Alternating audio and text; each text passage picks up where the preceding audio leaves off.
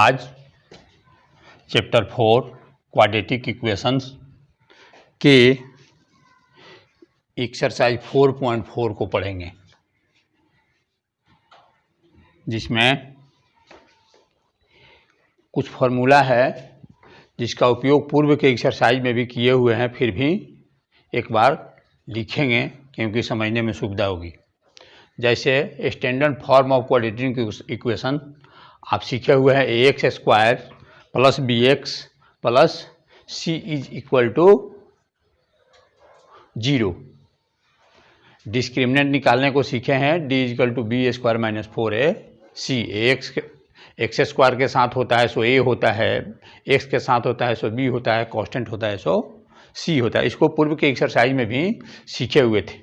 जब डिस्क्रिमिनेंट निकालते हैं यानी d निकालते हैं तो तीन स्थिति आती है। एक कि वह 0 से बड़ा हो, यानी पॉजिटिव में आएगा, प्लस में आएगा तो वह 0 से बड़ा होगा। दूसरा d निकालते हैं तो उसका वैल्यू 0 हो, यानी d 0 के बराबर होगा। तीसरा d माइनस में आए यानी 0 से छोटा होगा। तीन स्थिति आती है। तो जब d बड़ा होगा 0 से, उस स्थिति में उसका नेचर होता है 2 डिस्टिंक्ट रियल रूट। जब d इक्वल होता है 0 के तो 2 इक्वल रियल रूट्स। लेकिन जब d छोटा होता है 0 से यानी माइनस में होता है तो नो रियल रूट्स नेचर के रूप में उसको जानते हैं या लिखते हैं। x का वैल्यू निकालना है, फॉर्मूला है minus B plus minus root under D by 2 है। यहाँ बुक में कहीं कहीं लिखा रहता है कि जैसे और लिख सकते हैं minus B plus minus root under B square minus 4ac बटा 2 है, ये भी लिख सकते हैं। लेकिन पूर्व में जब नेचर जानने के लिए हम d निकाले हैं तो इसी का यूज करेंगे तो थोड़ा सुविधाजनक होगा। अब फर्स्ट क्वेश्चन है जिसमें आपको बताना है find the nature of roots of the following quadratic equation if the real root exist find them. Nature बताना है। नेचर में यदि रियल रूट आता हो, यानी फर्स्ट और दूसरा दोनों कंडीशन में रहता हो जिसमें रियल रूट निकल सकता है, तो उसका वैल्यू भी निकालना है, x का वैल्यू भी निकालना है। जैसे क्वेश्चन में दिया है 2x square minus 3x plus 5 is equal to 0। Here a is equal to 2, b is equal to minus 3, c is equal to 5। तो सबसे पहले d मालूम करेंगे। d is equal to formula ऊपर सीखे हैं बी स्क्वायर माइनस 4ac। इस पर a b c के वैल्यू को पुट करेंगे तो हमारा आ रहा है माइनस 31, जो 0 से छोटा है। जब माइनस 31 आया वह 0 से छोटा है, उस स्थिति में तीसरे फार्मूला के अनुसार लिख देंगे नो रियल रूट एग्जिस्ट। एक और देख रहे हैं दूसरा 3x square minus 4 root 3x plus 4 is equal to 0। Here a is equal to 3, b is equal to minus 4 root 3, c is equal to 4। Therefore d is equal to, फिर यहाँ a b c के value को रखे और solve किए तो d बराबर है 0, जो 0 के इक्वल है। यानी इस स्थिति में 2 इक्वल रियल रूट आएगा।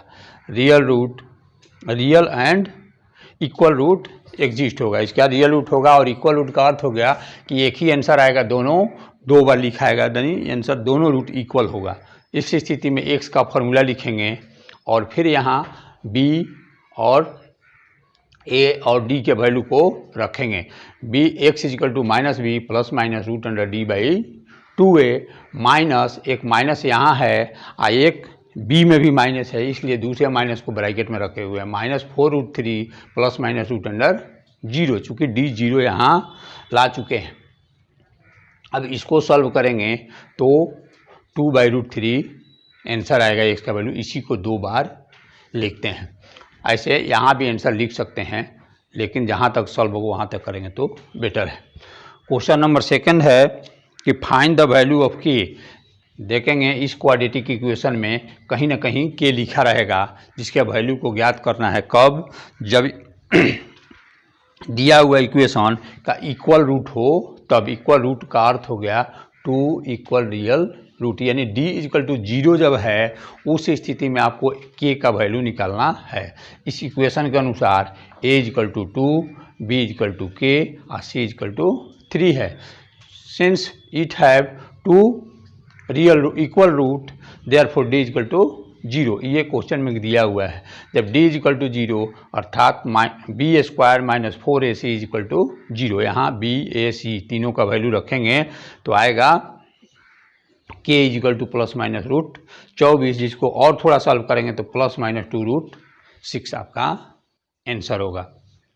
इसी तरह दूसरा नंबर क्वेश्चन है kx root under x minus 2 plus 6 is equal to 0। यहाँ देखिए, यहाँ लग रहा है कि क्वाड्रेटिक है या नहीं है, तो थोड़ा सा इसको सॉल्व करेंगे, इसे मल्टीप्लाई करेंगे, इसमें तो आएगा kx square minus 2kx plus 6 equal to 0। यहाँ देखने से लगता है कि ये क्वाड्रेटिक है, जहाँ a equal to k, b equal to minus 2k और c equal to 6। Therefore given that this equation have 2 equal root, यहाँ हैव लिखेंगे, have 2 equal root, therefore d equal to 0, यानी b square minus 4ac equal to 0। यहाँ a b c तीनों के value को रखेंगे और सॉल्व करेंगे तो k इक्वल टू आएगा 6। इसी तरह क्वेश्चन नंबर 3 है कि क्या यह पॉसिबल है ऐसा डिजाइन, ये रेक्टेंगुलर मैंगो ग्रो है जिसका लेंथ जो है ब्रेथ से दुगुना हो। यहाँ ब्रेथ को माने हैं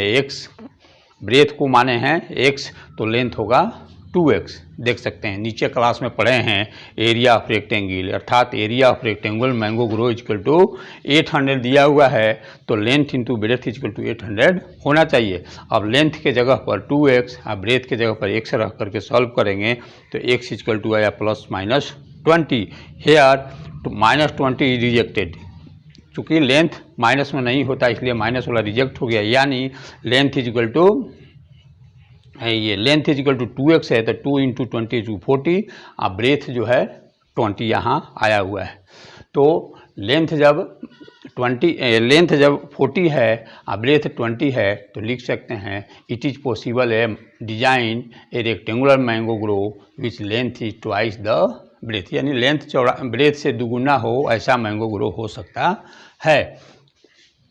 चौथा में भी यही बताना है कि क्या ये पॉसिबल है कि the sum of the age of 2 friend, 2 दोस्त हैं जिनके एज का सम 20 है और 4 बरस बाद 4 बरस पहले 4 ईयर्स एगो 4 बरस पहले के दोनों दोस्त के एज का जल्दी मल्टीप्लाई करते हैं तो 48 आता है। ये संभव है कि नहीं है, माने पहला फ्रेंड का एज है x तो दूसरे फ्रेंड का हो जाएगा 20 माइनस x, क्योंकि दोनों का मिलकर 20 ही है।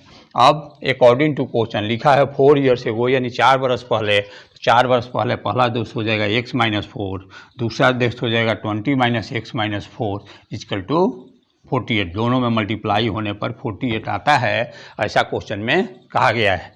अब दोनों को x माइनस 4 ये यहाँ माइनस करके कर सकते हैं, 16 माइनस x इक्वल टू 48। इसको सॉल्व करेंगे तो आ रहा है quadratic equation x square minus 20x plus 112 equal to 0। यहाँ a equal to 1, b equal to minus 20, c equal to 112।